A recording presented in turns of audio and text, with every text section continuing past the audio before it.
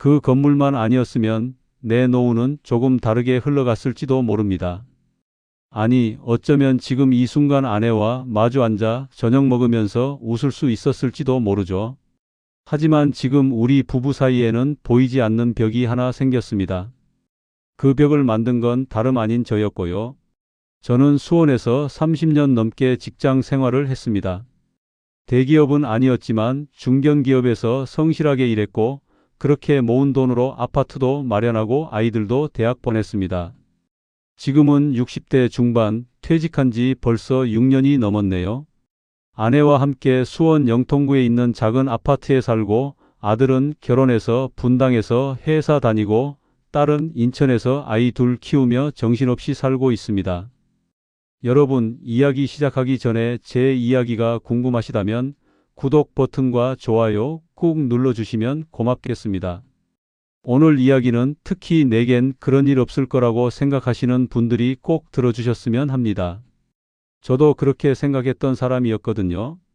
퇴직하고 처음 몇 달은 정말 좋았습니다. 아침마다 출근 준비하느라 허둥지둥할 필요도 없고 보고서 마감 때문에 밤늦게까지 눈 비비며 앉아 있을 일도 없으니까요. 아내는 매일 아침 시장에 다녀와서 신선한 반찬을 만들었고 저는 동네 공원을 산책하거나 도서관에서 책을 읽었습니다.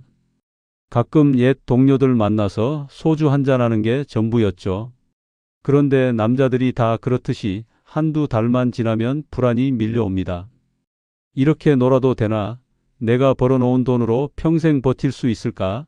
병원비는 어떻게 감당하지? 퇴직금과 모아둔 돈을 합치면 그럭저럭 살만했지만 노후에는 돈이 새어나가는 속도가 눈에 보이거든요. 특히 병원 한 번 가면 몇십만 원이 훌쩍 넘는 걸 보면 정말 겁이 납니다. 그 시기에 저는 아내에게 자주 말했습니다. 그래도 우리 큰 욕심은 내지 말자. 안정적으로 살자. 있는 돈으로 조용히 살자. 아내도 고개를 끄덕이며 그러자고 했습니다. 그런데 말입니다. 그렇게 다짐했던 저에게도 어느 날 큰 유혹이 찾아왔습니다. 퇴직하고 한 반년쯤 지났을 때였습니다. 수원역 근처 지하철역에서 우연히 후배를 만났습니다. 같은 회사에서 일했던 친구라 반갑게 인사를 나눴는데 그 친구 표정이 유난히 밝아 보였습니다. 요즘 뭐 좋은 일 있냐고 물었더니 이렇게 말하더군요. 형님, 요즘 괜찮은 데 있는데 한번 들어보세요. 저도 투자했는데 정말 괜찮아요. 그러고는 며칠 뒤 그 후배가 들고 있던 자료 한 묶음을 보여줬습니다. 표지에는 생활형 숙박시설이라는 말과 함께 연 7% 확정수익, 주거 가능이라는 문구가 크게 박혀 있었습니다. 솔직히 그때는 생활형 숙박시설이 뭔지도 제대로 몰랐습니다. 후배가 설명해 줬습니다. 형님, 이거 호텔이긴 한데 원룸처럼 되어 있어요. 거기서 살아도 되고 임대회사에서 수익도 보장하고요. 요즘 분양형 호텔이 대세라니까요. 저도 이미 한 채 계약했어요. 집에 돌아와서 아내한테 말했습니다. 여보, 오늘 후배 만났는데 투자할 만한 곳이 있다더라. 그런데 아내 표정이 싹 굳더군요. 여보, 난 잘 몰라도 그런 거 위험한 것 같아. 그냥 있는 돈으로 조용히 살자고. 우리 얼마나 고생해서 모은 돈인데. 저는 아내 말을 들으면서도 한편으로는 자꾸 이런 생각이 들었습니다. 아니, 이렇게 평생 돈만 까먹으며 살아도 되나?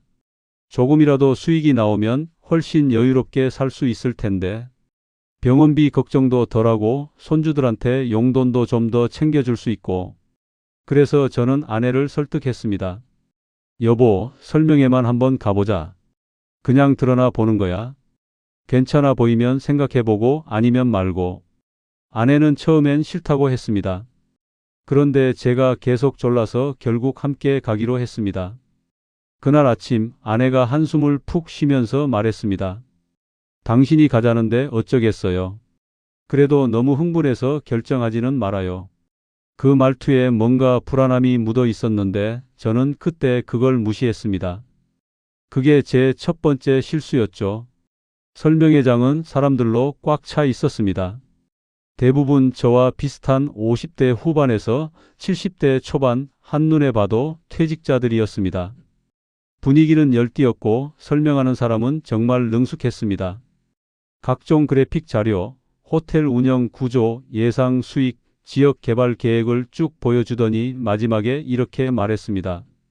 여러분, 저희는 대기업 계열 운영사와 정식 계약을 맺었습니다. 수익률 걱정 없습니다. 이미 분양 물량이 절반 이상 나갔고요. 조금만 늦으면 좋은 호수는 다 나갑니다.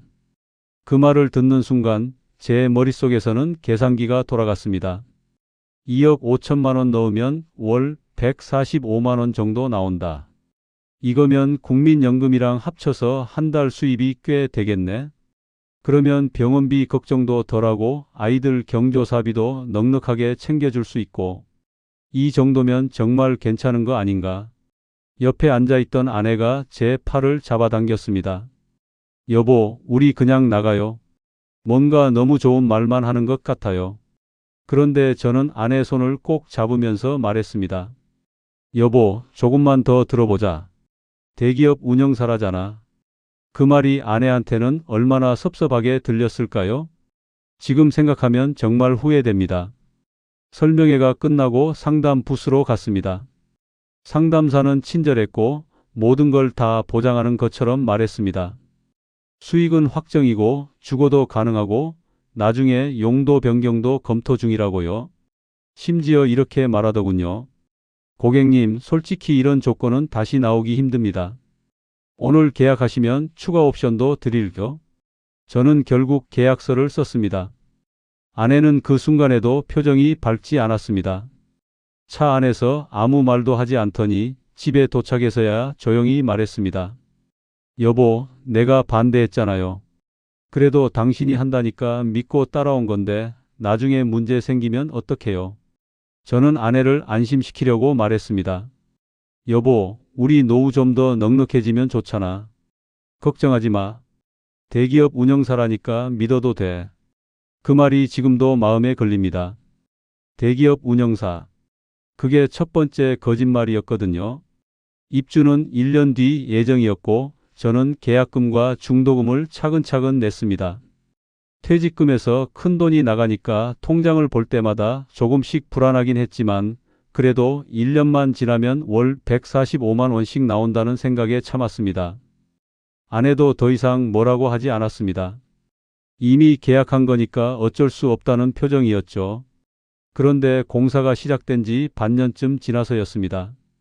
어느 날 건설사에서 이상한 문자가 왔습니다. 운영사 변경 안내. 기존 운영사가 계약 조건을 맞추지 못해 새로운 호텔 운영사로 교체한다는 내용이었습니다. 눈에 띄게 불안해졌습니다. 대기업 운영사라더니 왜 바뀌는 걸까? 설명회에서 봤던 그 확신에 찬 목소리가 떠올랐습니다. 대기업 운영사와 계약했습니다. 믿고 맡기세요. 저는 바로 운영사에 전화를 걸었습니다. 아니, 왜 바뀌는 겁니까? 담당자는 아무렇지도 않게 대답했습니다. 아, 고객님. 더 좋은 조건으로 교체된 겁니다. 걱정 마세요. 수익률은 동일하게 보장됩니다. 그 말을 듣고도 찝찝했지만 이미 계약은 했고 돈도 넣은 상태였습니다. 그저 믿어야만 했습니다. 그날 저녁 아내가 조용히 물었습니다. 여보, 뭐가 바뀐 거예요? 저는 대수롭지 않은 척 말했습니다. 아니야, 그냥 운영사가 바뀐 거래. 더 좋은 조건으로. 아내는 눈빛만 보더니 더 이상 묻지 않았습니다. 그런데 그날 밤 아내가 잠을 설치는 소리가 들렸습니다. 뒤척이는 소리, 한숨 쉬는 소리. 저도 잠이 오지 않았습니다. 입주 한 달 전쯤 됐을 때였습니다. 아내가 거실에서 뉴스를 보다가 제게 불렀습니다. 여보, 이거 당신이 투자한 거랑 같은 거 아니야? 뭐가? 생활형 숙박 모시기. 주거 못한다고 규제 강화된다고 나와. 제가 황급히 거실로 나가서 TV를 봤습니다. 뉴스에서는 이렇게 나오고 있었습니다. 생활형 숙박시설은 주거용으로 사용할 수 없으며 전입신고 또한 불가합니다. 일부 지자체는 불법 전용 단속에 나설 예정입니다. 가슴이 쿵 떨어졌습니다. 아니, 설명회에서는 100% 주거 가능하다고 했는데 아내가 리모컨을 탁 내려놓으면서 말했습니다. 여보, 나 무섭다. 우리 큰일 나는 거 아니야? 처음부터 반대했잖아요. 저는 아내 얼굴을 제대로 쳐다보지 못했습니다. 일단 분양 사무실에 전화부터 했습니다. 이거 어떻게 된 겁니까? 뉴스에서 주거 금지라고 나오는데요. 담당자는 여전히 태연했습니다. 아, 고객님. 전입만 안 하면 사실상 주거 가능합니다. 다들 그렇게 살아요. 그게 확실한 겁니까? 그럼요. 그냥 뉴스가 오해하게 만든 겁니다. 법적으로 문제 없어요. 그때는 속았다는 걸 몰랐습니다. 지금 생각하면 그 사람들의 말투가 지나치게 익숙했습니다. 사람 속을 들여다보듯이 말하고 너무나 당당했죠. 아내는 그날 저녁밥을 차리지 않았습니다. 저녁 먹을 시간인데도 방에서 나오지 않더군요. 제가 방문을 열고 들어갔습니다. 여보. 아내는 침대에 앉아서 창밖만 바라보고 있었습니다. 여보, 내가 처음부터 뭐라고 했어요? 반대했잖아요. 그런데 당신이 괜찮다고 대기업이라고 믿으라고 했잖아요. 이제 어떡하려고요? 저는 할 말이 없었습니다. 그냥 미안하다는 말밖에는요.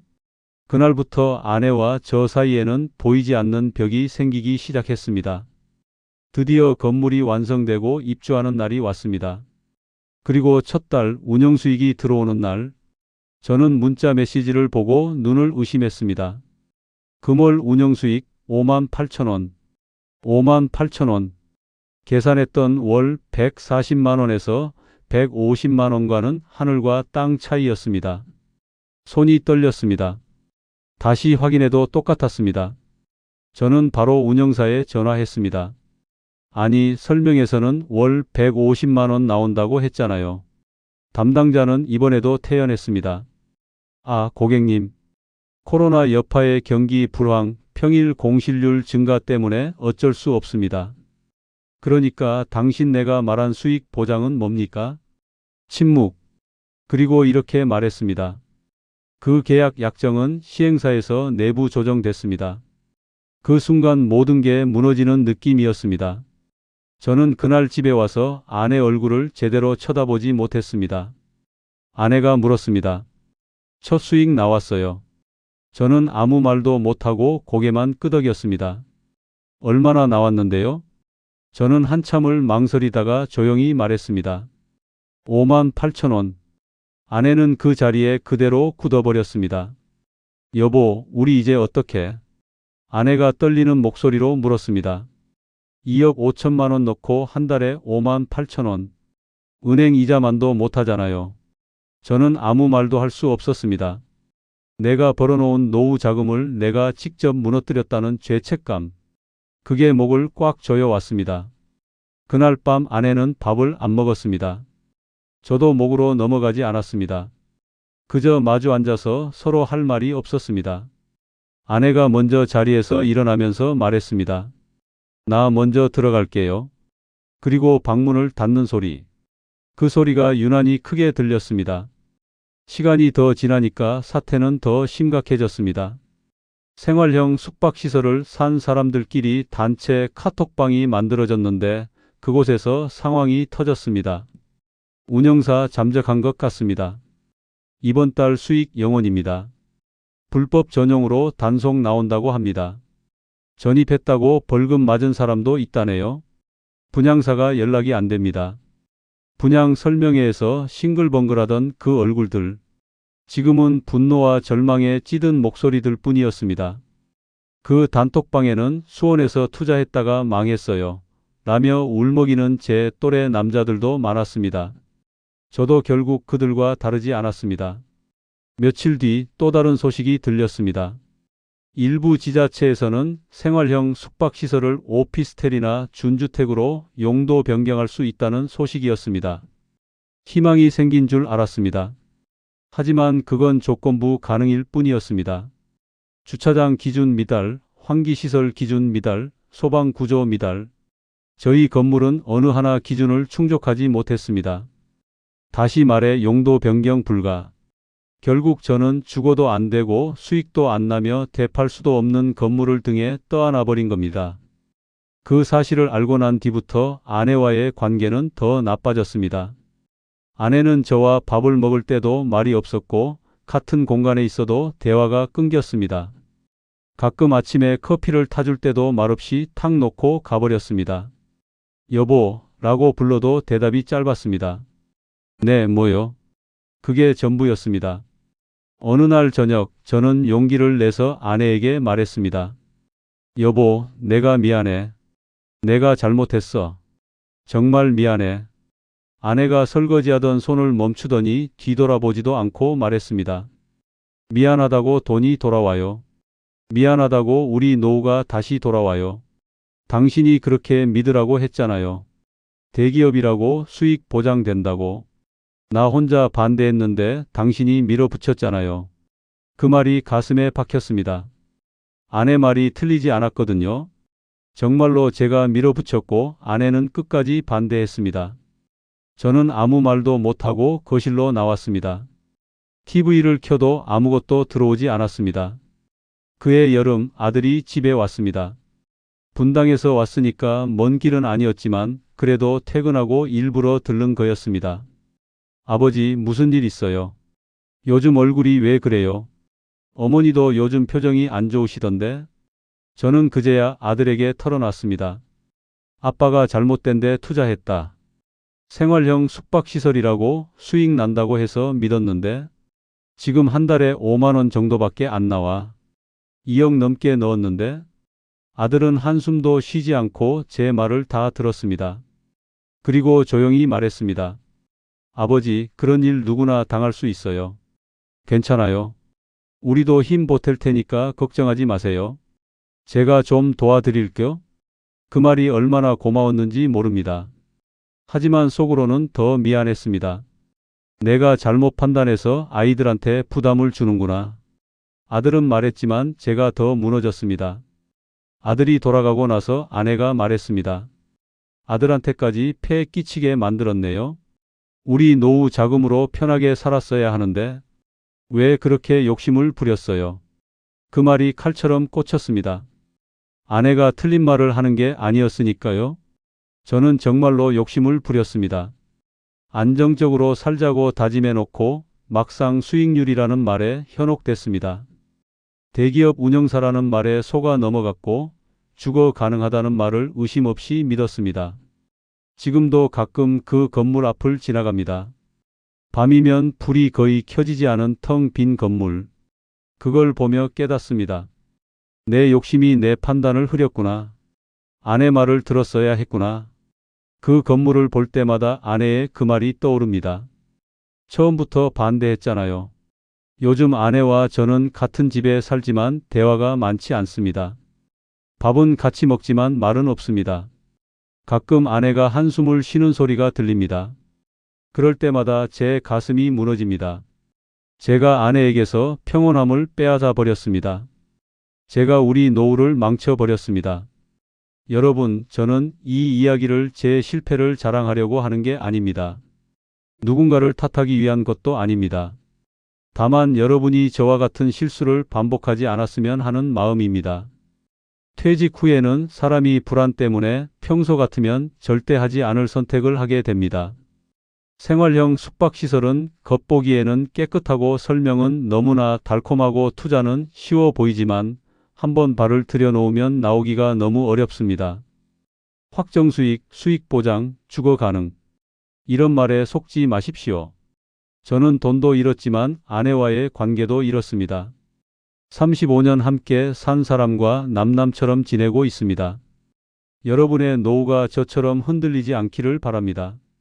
이 이야기가 누군가에게 작은 도움이라도 되었으면 좋겠습니다. 시니어분들의 진짜 이야기, 현실적인 투자 피해 사연을 계속 듣고 싶으시다면 구독과 좋아요, 알림 설정 부탁드립니다. 감사합니다.